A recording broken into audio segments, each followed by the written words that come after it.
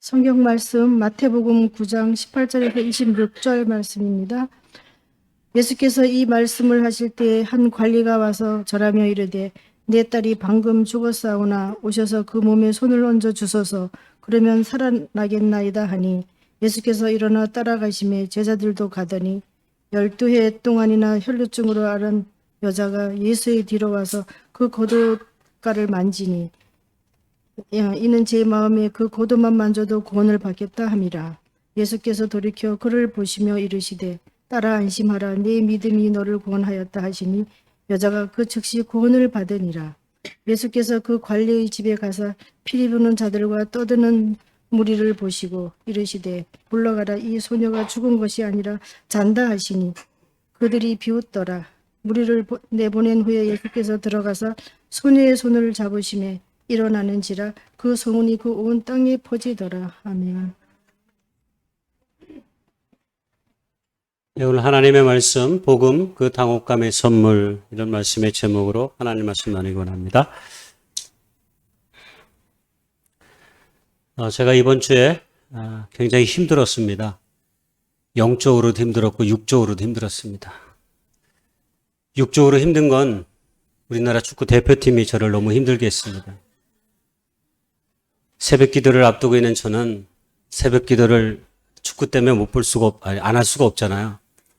새벽 기도는 드려야 되고 축구는 봐야 되겠고 눈을 부릅뜨고 첫날은 일찍 자서 8시에 잠을 자기 시작해서 1시 30분에 경기를 해서 1시 29분에 딱 알람을 맞춰놓고 일어났습니다. 그리고 열심히 관람을 했는데 90분만 딱 하고 경기를 끝내면 너무 좋은데 이 한국팀이 또 나를 너무 사랑해서 또 연장전 15분씩 해서 30분을 더합니다.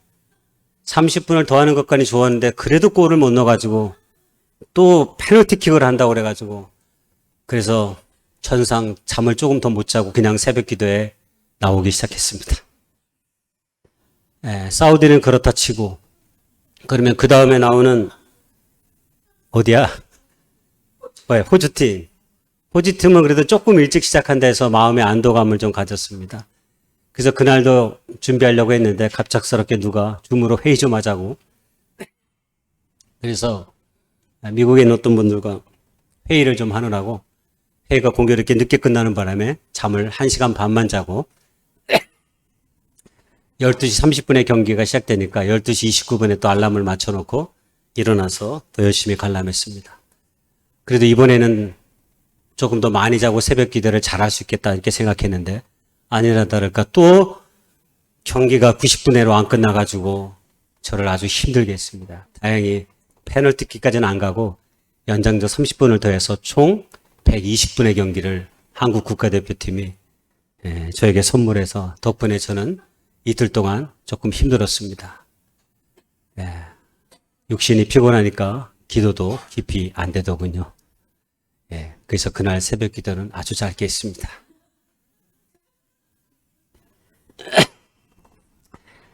육적으로 힘든 건 뭐 그럴 수 있어요. 근데 이번 주에는 영적으로도 힘들었습니다. 왜냐면 제가 최근에 마태복음을 읽으면서 받은 은혜가 되게 큰데 그 받은 은혜가 이번 주에는 좀 도가 지나쳤습니다. 왜냐하면 제가 올해부터 목요일까지 열심히 하나님의 말씀을 잘 준비했습니다. 근데 금요일 아침에 새벽 기도를 하면서 왠지 하나님께서 그런 마음을 주셨어요. 내가 전하려고 하는 그 내용들에 대해서 별로 하나님이 좋아하시지 않는 것 같아가지고 과감하게 금요일 날 아침에 다 삭제해버리고 새롭게 하나님의 말씀을 금요일 날 내내 준비하기 시작해서 오늘 들고 난 원고가 금요일 이후에 준비된 말씀입니다. 목회자에게 설교는 아마 가장 중요한 하나님의 사역 가운데 하나입니다. 그래서 언제나 나름 충분하게 기도하고 여러 번 말씀을 묵상하면서 준비한다고 생각하는데 때때로는 이렇게 우리의 마음을 헤집어 놓은 말씀 때문에 어쩔 수 없이 하나님의 말씀에 이끌려갈 때가 있습니다. 마태복음에서 5장 이후에 특별히 10장까지 이어지는 하나님의 생명의 말씀이 저에게는 엄청난 부담이었습니다. 마태복음 5장은 하나님의 나라의 복음의 윤리 이렇게 소개합니다. 하나님의 백성들에게 앞으로 삶을 살아가야 될 신앙의 가르침은 이런 것이다라고 예수님이 헌법의 조항처럼 딱 만들어 놨어요. 그리고 그 조항이 끝나면 바로 이어서 생활 속에서 지켜야 될 신앙의 원리들을 소개했어요. 그러니까 마태복음 5장 1절에서 9절까지가 헌법이라면 그 나머지는 시행 세칙과 같은 거예요. 시행 법령. 그래서 5장 9절부터 그 내용이 거의 9장까지 이어집니다. 특별히 7장까지는 세상의 말씀은 이러한데 나는 오늘 너희들에게 이렇게 말한다. 세상에서는 사랑을 이렇게 이야기하지만 예를 들어 나는 이렇게 사랑을 말한다. 세상은 용서를 이렇게 얘기하지만 나는 너희들에게 용서를 이렇게 말한다. 너희들은 세상에서 이렇게 살라고 얘기하지만 나는 오늘 너희에게 이렇게 말한다. 그래서 5장에만 내가 너희에게 이르노니 라고 하는 이 구절의 표현이 9번 이상 나와요. 그것은 세상의 말씀과 내가 가르치는 주님의 말씀이 엄격하게 다르다라고 하는 것을 말하고 있는 것입니다. 그러므로 그리스도인들은 당연히 세상의 소리에 민감한 사람이 아니라 하나님의 생명의 말씀에 민감한 사람들이 그리스도인입니다.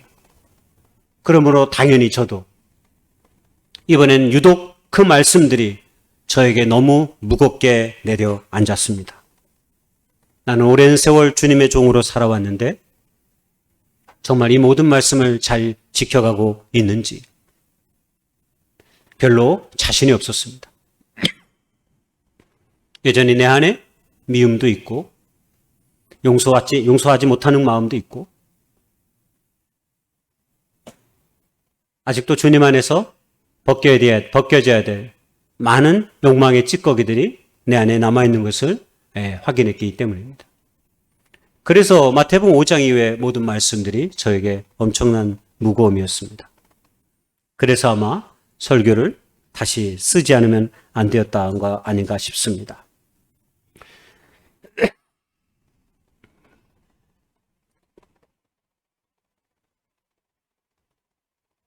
책을 하나 읽다가 넘겨주세요. 이게 약이 다 달았나 봐요. 책을 하나 읽다가 돈 셀리어스 목사님의 책 가운데 기도문 하나가 소개되었었는데 이런 내용이었습니다. 새로운 진리에 도망치는 비겁함에서 반쪽짜리 진리에 만족하는 게으름에서 모든 진리를 알고 있다고 생각하는 오만함에서 선하신 주여 저를 건져 주소서. 아멘. 이 말씀이 너무 지진처럼 제 안에 다가왔고요.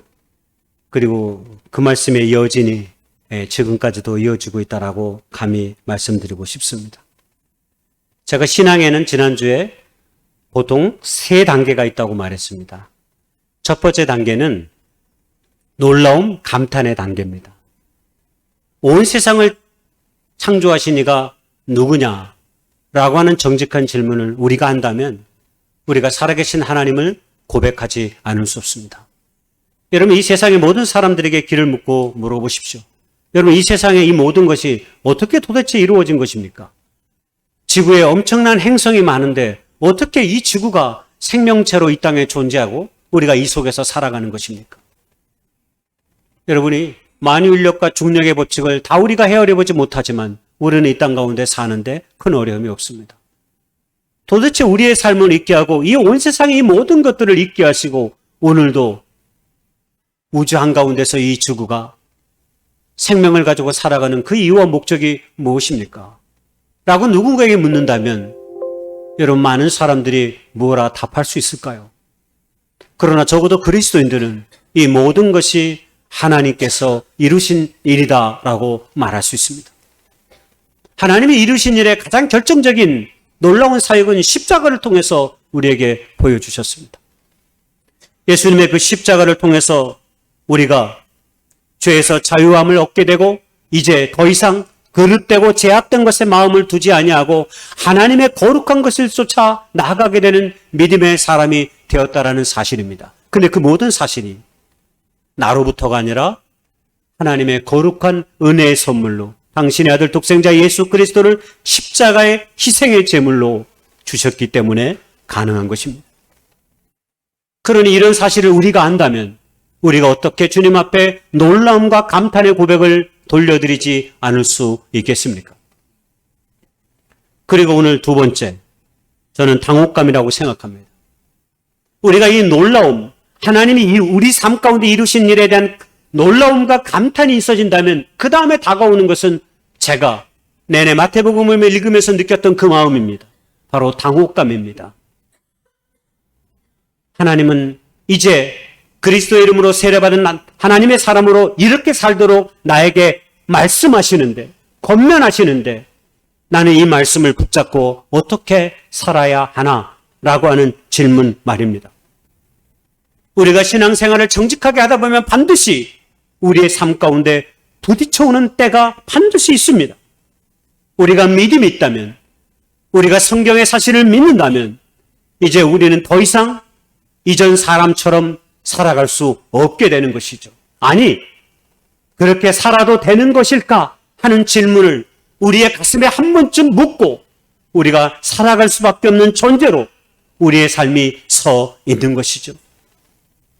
어쩌면 그 질문은 앞서의 기도문처럼 혹시 우리가 비겁함으로, 게으름으로, 오만함으로 이 모든 사실들을 우리가 끊임없이 미루면서 우리가 보내고 있는 것은 아닌지 생각해 봅니다.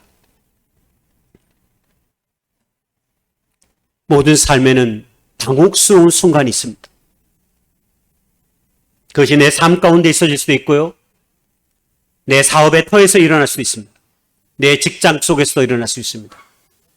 그 당혹감은 여러 가지 형태로 다가오는데 특별히 믿음의 사람들에게는 그런 당혹스러운 삶의 정황 속에서 내가 어떤 태도를 취하느냐에 따라서 우리의 신앙의 삶이 성장하기도 하고 때로 퇴보하기도 합니다. 바라기는 우리 모두가 우리의 삶의 당혹스러운 현실 가운데서 하나님 안에서 복된 발돋움으로 나아갈 수 있는 도전이 우리 모두에게 있었으면 좋겠습니다. 그리고 그 시간은 지금 이 순간 바로 오늘 일어날 수 있기를 무엇보다 축복하고 소망합니다. 예, 넘겨주세요. C.S. 루이스가 스크루테이프의 편지라고 하는 책을 썼는데 제가 참 사랑하는 책이라 여러 번 제가 소개한 적이 있어요. 얇아요. 이게 사단이 마귀가 자기 조카 워머드인데 이게 새끼 마귀야. 이제 마귀도 키우나 봐. 그 새끼 마귀를 키우기 위해서 사람들을 그리스도인들을 미혹하는 방법을 소개해요.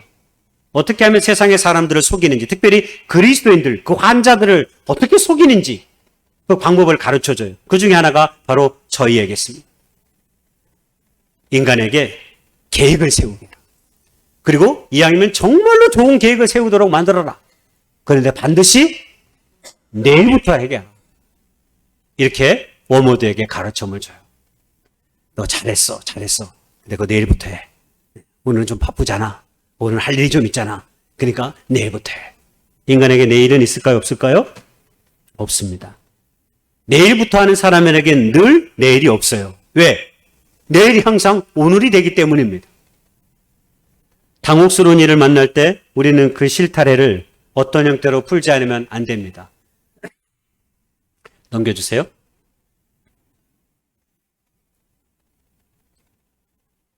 영어로 당혹스러움, 혼란스러움을 퍼플렉스라고 합니다. 퍼플렉스를 가장 잘 보여주는 사진 하나를 제가 찾았는데 바로 저 사진이었어요. 여러분 보이세요? 제가 아침에 마이크 줄이 좀 옮겨가지고 좀 푸는데 시간이 좀 걸렸습니다. 저걸 다 풀려면 얼마나 걸릴까요?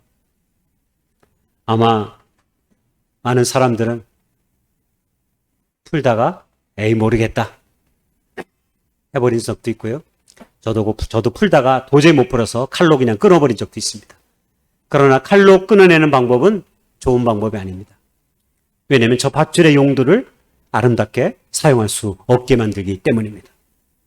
그러면 우리는 반드시 우리의 삶의 저 퍼플렉스를, 저 엉켜진 줄을 어떤 형태로 풀지 않으면 안 됩니다. 저걸 잘 풀을 때 우리 인생의 삶이 기쁘고 소망 있는 삶으로 나아갈 수 있기 때문입니다.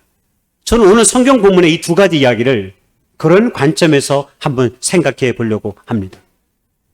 두 개의 이야기가 있는데 하나의 이야기 속에 하나의 이야기가 끼어 있어요. 이걸 액자식 구성이라고 문학에서는 얘기합니다. 내용은 어떤 거냐면 산상수훈의 말씀이 계속해서 이어지는 내용입니다. 하나님께서 끊임없이 제자들과 사람들에게 이제는 하나님의 나라를 너희들이 생각한다면 이런 삶을 살아가야 합니다. 라고 가르쳤어요. 그런데 여전히 사람들은 다가오는 새벽 미명의 그 아침을 알지 못하고 깨닫지 못하고 어둠 속에 있는 것과 같습니다. 여전히 그들은 아침이 곧 다가오는데도 불구하고 이미 예수님을 통해서 그 아침이 하나님의 나라의 그 생명의 아침이 이미 그들에게 다가왔어요.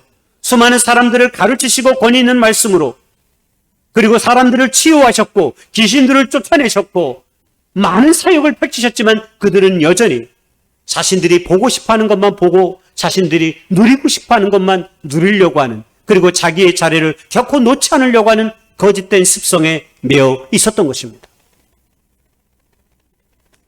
시대와 문화가 바뀌었는데 계속 이전의 것을 고집하는 사람을 뭐라고 그런다고요?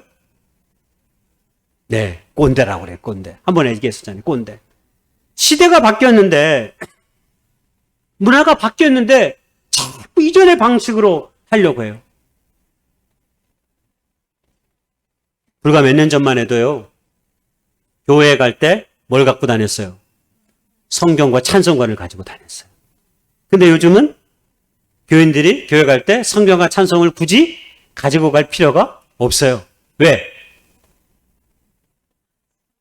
우리의 이 엄청난 LED 비전의 이 기계로 말씀을 다 보여줘요. 찬송가도 다 가르쳐줘요. 그것뿐입니까? 저도 핸드폰에 뭐가 있냐면 성경 앱이 3개나 있어요. 목회자 모임에 처음 갔을 때 저도 약간 꼰대 기질이 있어가지고 성경책을 가지고 다녔어요.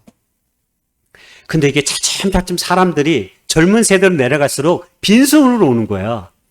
그러면서 예배 시간이 되면 자연스럽게 핸드폰을 꺼내든지 제가 갤럭시 탭으로 바꿨는데 아이패드 쓰다가 얼마 전에 이 갤럭시 탭 같은 걸 꺼내는 거예요. 그리고 나서 찬송을 보고 말씀을 읽는 거예요. 그래서 처음에는 저렇게 해도 되나? 그러다가 어느 순간 저도 빈손으로 가는 저를 발견하기 시작했습니다. 굳이 꼭 성경책과 찬송가를 가지고 가야 되나?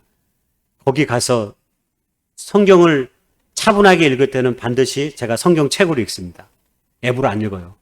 근데 사실 그런 때는 그냥 잠시 적응하는 거기 때문에 그렇게 가도 괜찮겠다는 생각이 들더라고요. 그래서 요즘은 목사님들 모임에 가도 성경책 가지고 오시는 분이 거의 없어요. 다 예배 시간 되면 주머니들 뭘 꺼내. 그래가지고 딱 봐요. 좋고 나쁘고를 떠나서 이것이 오늘 우리 시대의 문화입니다. 시대와 문화가 바뀌는 것을 알아차리지 못하면 우리는 꼰대처럼 살아갈 수 있는데 우리의 신앙도 그럴 수 있습니다. 우리의 신앙도 복음이 주는 그 생명력을 예수 그리스도를 통해서 우리에게 소개해 준 그 하나님의 나라의 생명의 복음을 우리가 우리의 삶 가운데 온전히 누리지 못하면 우리 여전히 세상의 사람들처럼 그저 살아갈 수밖에 없는 것입니다. 넘겨주세요. 프레드릭 베크만이라는 소설 오베라는 남자 제가 기회가 되면 우리 교회에서 한번 보려고 합니다. 5째 주가 있는데 5째 주가 있는 때는 이제 보통 우리가 성경 공부나 셀 모임을 안 하고 문화 영화를 본다거나 이렇게 교제하는 시간을 제가 갖잖아요. 뭐 올해도 그렇게 가지려고 하는데 이 오베라는 남자 영화를 보면 이게 책으로도 원래 책인데 영화로도 나왔는데 스웨덴 영화인데 미국 사람들이 또 그대로 또 베껴가지고 다른 이름으로 또 그 영화를 만들었어요. 인기가 많아요. 베스트셀러였어요. 저 할아버지가 주민회 회장이에요. 마을 주민회 회장. 그래서 아침만 일어나면 마을을 다 순시해. 근데 저분이 약간 꼰대 기질이 있습니다. 사람들이 아무렇게나 차를 주차하거나 자전거를 주차해 놓으면 그거 다 바로 재활용 처리장으로 자기가 그냥 끌고 가서 버려버립니다. 아내를 너무 사랑해서 아내가 죽었다는 소식을 듣고 죽고 나서 자기도 더 이상 살아갈 의미가 없어서 죽으려고 해요. 그러면서 자살을 계속 시도하려고 합니다. 그래서 첫 장면도 아내의 장례식장에 가기 위해서 꽃가게에 갔는데 이게 얼마냐고 하니까 50불이래요. 두 개를 사면 70불이래요. 그러면 하나에 35불이라는 소리네. 하나를. 그래서 안 된다고. 이거는 50불이라고. 아니 좀 전에 분명히 두 개에 70불에 준다고 그러지 않았느냐. 그러면 하나에 35불 아니냐. 이거가 관참 싸워요. 자살하려고 하는데 목을 딱 맸어요. 근데 옆집에 이사해 오는 차량이 있었어요. 시끄럽게 굴어요. 자살하려는 걸 멈추고 나가가지고 왜 남의 집 앞에서 시끄럽게 구냐고. 이사를 왔으면 조용히 이사를 해야지 해요.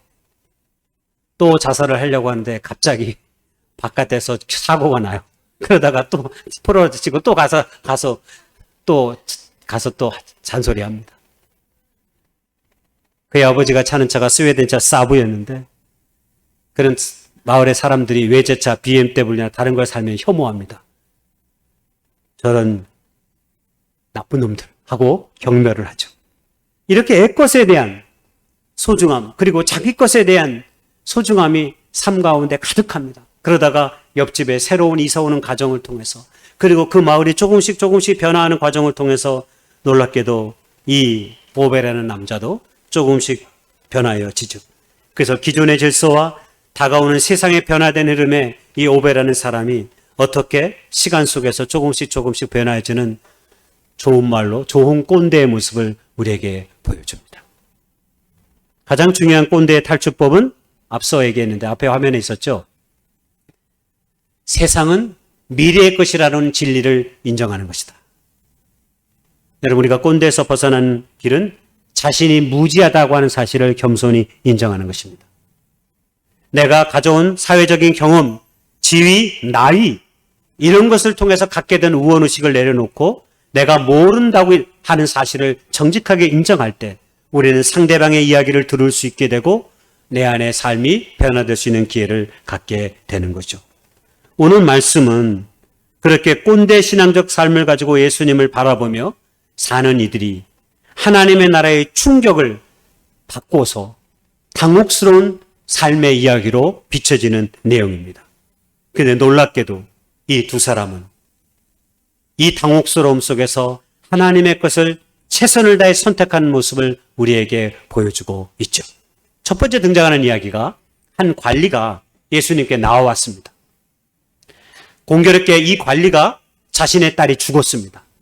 마가복음, 누가복음에서는 이 이름이 야이로입니다. 그리고 이는 회당장이었습니다. 그런데 이 회당장인 야이로가 이 관리가 예수님께 찾아와가지고 내 딸이 지금 죽었습니다. 당신이 오셔서 내 딸의 몸에 손을 대시면 얹어주시면 내 딸이 나을 것 같습니다. 그러니 우리 집으로 좀 가십시다 라고 말했어요. 회당장이 겪었던 삶의 일들 가운데 가장 큰 당혹감을 주는 이야기가 아마 이 사건이었을 것입니다. 그렇죠. 자신의 어린 12살의 딸이 죽었기 때문입니다. 오늘 성경에는 없지만 마가복음과 누가복음에는 이 딸의 나이가 12살이라고 알려지고 있습니다. 근데 딸이 어떻게 됐다고요? 죽었다고 했습니다. 죽었는데 이 회당장이 주님을 찾아온 것입니다. 여러분 이 마음이 읽혀지십니까? 우리는 보통 죽기 전에 주님을 청하지 죽은 뒤에 주님을 청하지 않습니다. 그런데 이 회당장은 자신의 딸이 죽었는데 주님을 청합니다. 아마 딸에 대한 그 안타까운 마음이 너무 컸던 것 같아요. 정상적인 상황이라면 있을 수 없는 이야기입니다. 더욱이 이 사람이 회당장이잖아요. 여러분 회당장은 누구냐면 유대 사회에서 존경받는 장로들 가운데 한 사람을 그 마을의 회당장으로 세워요. 회당은 이스라엘 백성들이 바벨론 포로 시절에 처음 만들어졌던 유대인의 종교 공동체입니다.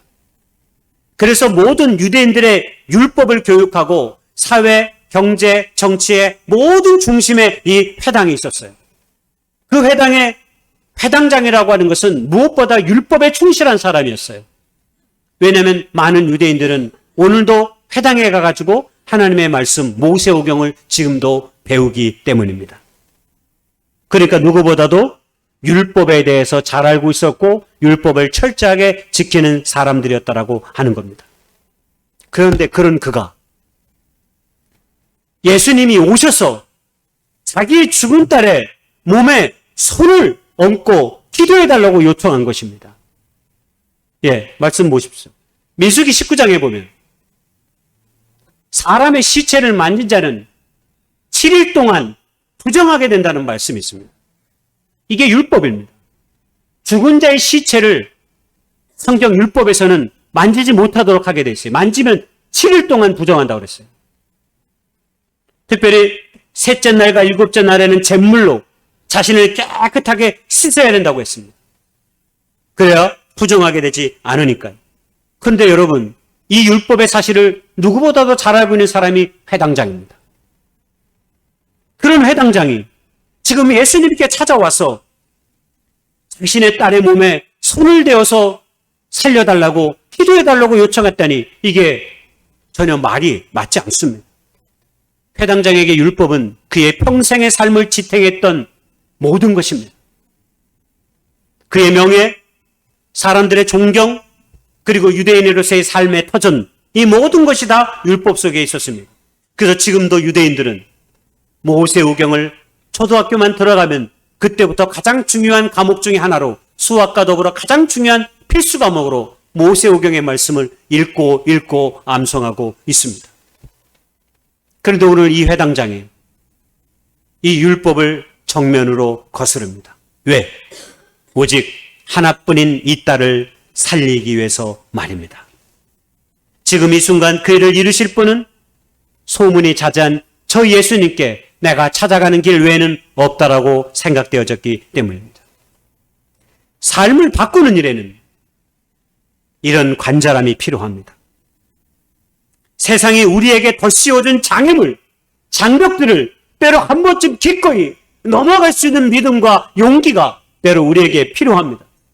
그리고 그 간절함은 예수님에 대한 믿음과 짝을 이룰 때 놀라운 역사를 이룬다는 사실을 오늘 성경은 우리에게 그대로 보여주고 있는 것입니다. 생명의 역사를 낳는 일에는 반드시 그동안 내가 오랫동안 지켜왔던 삶의 관습, 문화, 틀, 터전, 때로 이 모든 것들을 한 번쯤 딛고 일어서야 하는 것입니다. 그런데 우리 대부분은 이전에 내가 살아왔던 삶의 방식, 가치, 문화, 그 태도를 벗기가 쉽지 않습니다. 우리는 이것을 프레임이라고 말합니다. 예전에 특별한 경험을 한 적이 있어요. 특별한 건 아닌데 해외여행을 가면 다 우리가 경험하는 겁니다. 해외여행 가면 해외여행의 꽃이 뭐예요? 비행기를 타면. 네, 기내식. 정직해야 돼요. 저도 기내식이에요. 비행기 타고 갈 때 꽃은 기내식이에요. 기내식이 뭐가 나오느냐 중요하죠. 그러면 해외여행 가는 비행기를 타면 반드시 스튜어디스가 때가 되면 묻는 게 있어요. 비프 앤 치킨? 이렇게 물어요. 밥 시간에. 비프 앤 치킨. 다른 거 묻지도 않아. 비프를 먹을 거냐 치킨을 먹을 거냐 물은 거예요. 그러면 대부분의 사람들은 비프, 치킨, 점심에 치킨 먹었으니까 저녁에는 좀 멀리 가면 비프를 먹어요. 이런 식으로 선택한단 말이에요. 닭이냐 소고기냐 뭐 이런 거죠. 근데 그래서 다 사람들이 저기서부터 비 막 그러고 있어요. 그러면 거기에 맞게 딱 줘요. 이게 캐리어에 담은 걸. 근데 어떤 사람이 비프 앤 치킨 말고 다른 거 없냐고 물었어요. 그러더니 지금 준비된 게 없다고. 왜 그걸 준비되지 않냐고. 막 묻기 시작하는 거야. 그 사람에게 지체가 돼서 내 앞에서 일어난 일이에요. 왜 이 두 가지만 준비했느냐니까. 나중에 스튜디오에서 우리 비행기에는 이것만 좀 준비되어 있습니다. 좋은 비행기는 기내식이 많습니다.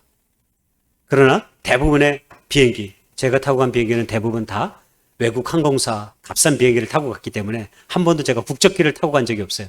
항상 뭐 말레이시아, 무슨 뭐 아랍에미리트, 뭐 미국에서 제일 싼 거 있어요. 무슨 K로 시작하는 뭐 그런 비행기 이런 걸 타고 갔거든요. 그때는 옛날 비프 앤 치킨밖에 안 줬거든요. 저도 그래서 항상 시키면 비프 아니면 치킨을 시켰어요. 근데 그 장면을 보면서 저에겐 신성한 충격이었어요. 그래서 결국 그 사람은 나는 이것도 먹고 저것도 먹기 싫다. 다른 것을 갖다 줘라 그랬어요. 그랬더니 그 스튜어디스가 간식으로 있는 것들을 싸가지고 갖다 주시더라고요.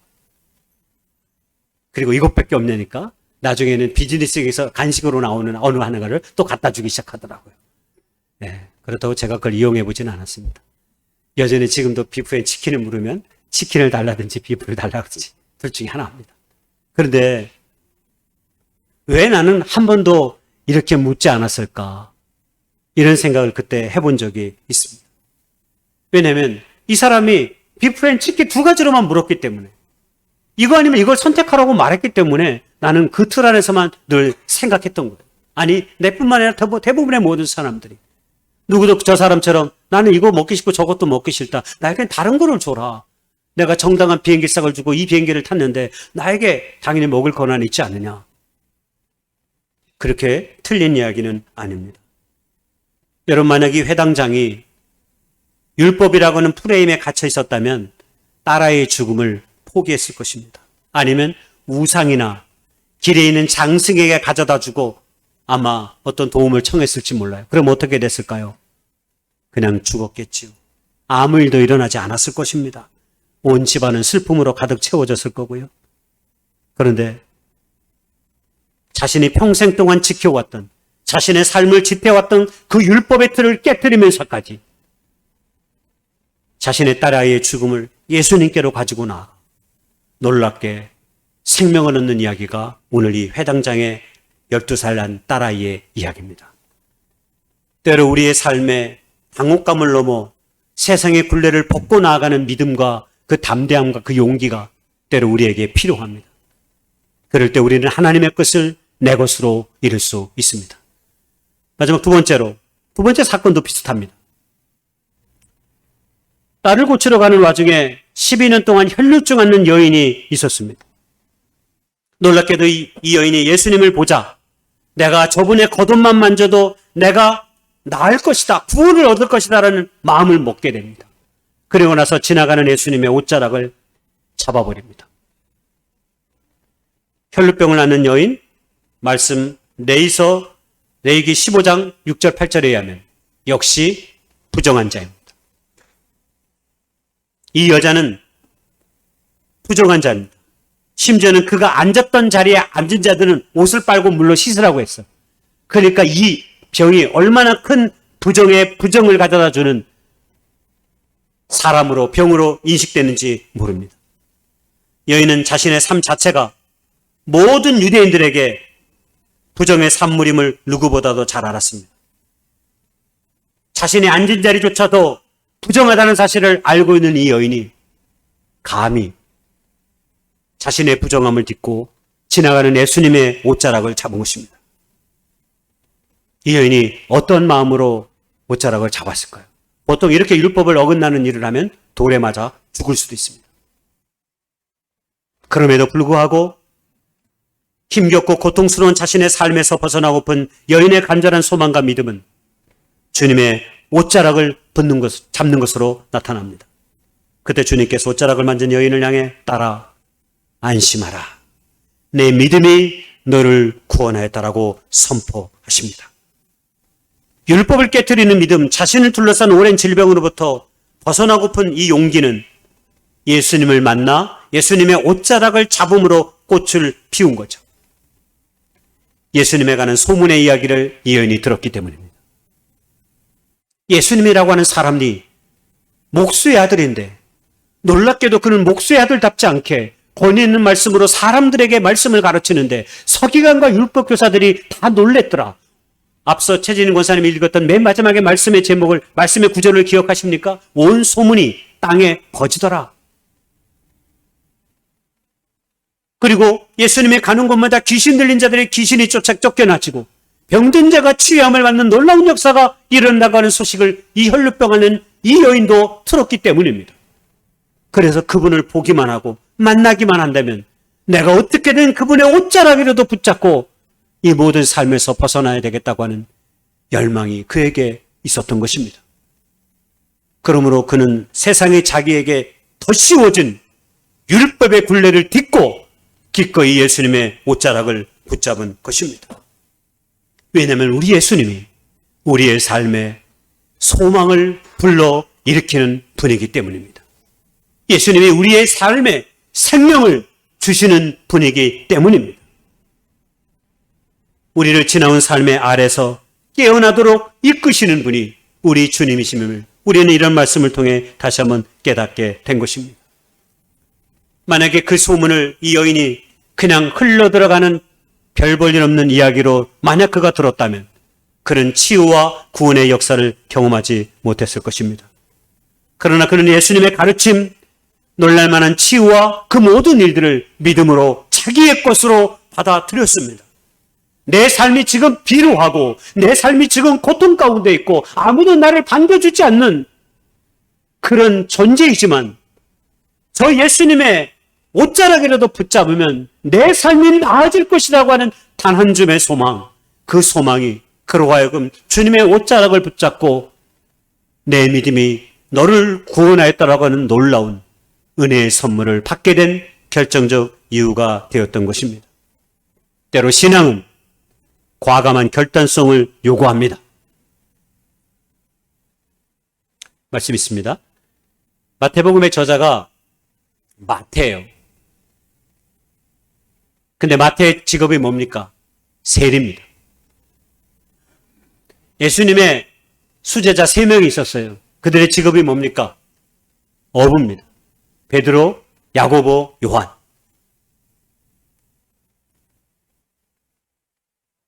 베드로와 야고보, 요한을 예수님이 불러섰을 때 성경은 뭐라고 되어 있냐면 배와 그물을 버려두고 예수님을 쫓으니라. 예수님이 세리를 불렀을 때 세리는 가버나움과 예루살렘으로 가는 여정에 세관이 있었어요. 그 세관을 책임진 사람이었어요. 세관에서 한참 일하고 있는데 예수님이 나를 따르라 그랬어요. 그때 세리는 자기의 공무원직을 내버려두고 주님을 쫓았습니다. 우리는 늘 베드로와 야고보와 요한에게 주목하기 때문에 이 세 제자가 사실은 초대교회 굉장히 중요한 초기 목회자들이기 때문에 초점이 거기에 많이 있습니다. 그런데 여러분 잘 생각해 보면 세리 마태가 굉장히 베드로와 야고보 요한보다 더 훌륭한 결단을 한 것처럼 보입니다. 베드로와 야고보 요한은 예수님이 십자가에 못 박혀 죽으시자 이실적으로 마음이 흔들려서 어떻게 했어요? 요한복음에 보면 자신의 고향 땅으로 돌아가 버렸어요. 그래서 무슨 일 해요? 어부, 다시 물고기 잡아요. 근데 세리 마태는 로마에 고용된 사람이에요. 자기 멋대로 그 일을 그만두면 어쩌면 징계를 받을 수도 있고 그리고 다시 그 일을 하기는 불가능해요. 한마디로 완벽하게 자신의 모든 삶의 일을 내어버린 거예요. 내어놓은 거예요. 포기해버린 거예요. 그래서 예수님에 관한 공생의 생애의 복음은 누가 썼어요? 베드로와 야고보 요한이 쓴 게 아니라 요한은 썼지만 베드로와 야고보가 쓴 게 아니라 마태가 씁니다. 마태가 예수님의 생애 이야기를 다 썼습니다. 결론적인 이야기를 하려고 합니다. 제가 지난번에 한번 소개했던 사장학개론 김승호 사장이 쓴 책을 제가 잘 읽었잖아요. 그래서 그 책에서 제가 장사꾼으로 남느냐 사업가로 남느냐의 기준을 한번 소개한 적이 있었잖아요. 네, 다 잊어먹으셨겠지만 괜찮습니다. 근데 저희가 그 책이 마음에 들어서 제가 돈의 속성이라고 하는 원래 이 책이 더 먼저 유명해진 베스트셀러예요. 근데 그 책을 샀어요. 왜냐면 사장학개론이 굉장히 저에게 시사해 주는 바가 많아가지고 이 돈의 속성을 샀는데 돈의 속성에 보면 이런 말씀의 구절이 있어요. 챕터가 있어요. 한번 제가 읽어보겠습니다. 좀 길지만 내가 내 인생을 지금 바꾸겠다고 마음먹으면 그 당시의 나이는 아무 의미가 없다. 내가 죽지 않는 한 내 운명을 바꿀 기회는 매일 매 시간 찾아오고 있기 때문이다. 마음이 일어나지 않는 사람을 바꿀 방법은 없고 마음이 일어나는 사람을 바꿀 방법도 없다. 마음의 변화는 그 인간의 변화다. 마음이 변한 사람은 그 이전의 사람과 다른 사람이다. 이 긴 구절에 제가 가장 마음에 와닿았던 내용은 마음이 일어나지 않는 사람을 바꿀 방법은 없고 마음이 일어난 사람을 바꿀 방법도 없다라고 하는 이 문장이었습니다.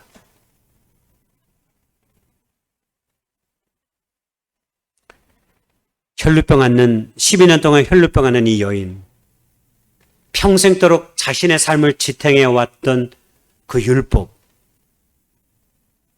이것을 과감하게 떨쳐버리고 예수님의 손을 잡고 예수님의 옷자락을 잡고 예수님이 와서 우리 딸의 몸에 손을 얹고 기도해 주기만을 바랬던 그 혈루병 앓는 여인과 배당장의 마음이 저 마음이 아니었을까. 자신의 삶을 지탱해왔던 모든 것을 버려두고 내가 제대로 한번 예수를 믿어보겠노라 라고 하는 이 마음의 변화가 아니었을까. 그리고 그 변화가 놀라운 믿음의 역사를 낳은 것이죠. 오늘 저와 여러분에게도 이런 아름다운 믿음의 도전이 우리 모두에게 있을 수 있기를 주님의 이름으로 축복하고 소망합니다. 기도하겠습니다.